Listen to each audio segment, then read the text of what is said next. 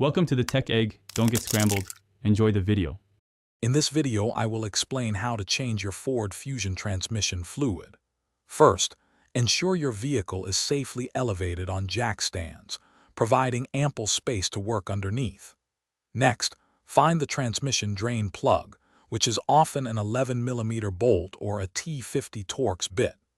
Position a clean drain pan directly below the plug, then carefully remove it and let the old fluid drain completely. This initial step is crucial for a thorough fluid exchange.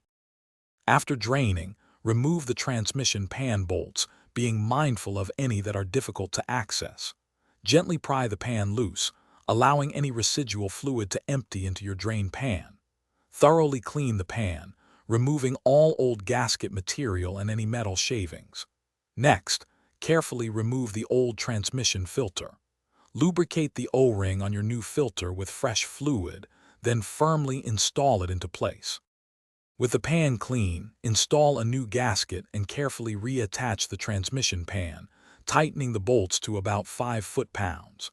Next, locate the transmission fill plug, which might be under the air duct or near the dipstick tube. Using a clean funnel, slowly pour in the new, correct type of transmission fluid. A good starting point is to add approximately 4 to 5 quarts, or the same amount you drained out. Now start your engine and cycle through all gears, holding each position for about 10 seconds.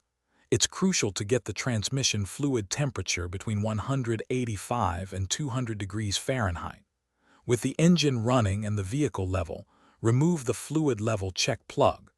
Slowly add more fluid until a steady, slow trickle comes out of the check plug hole. Reinstall the plug and check for any leaks. Thanks for watching. Consider subscribing if I helped unscramble your problems.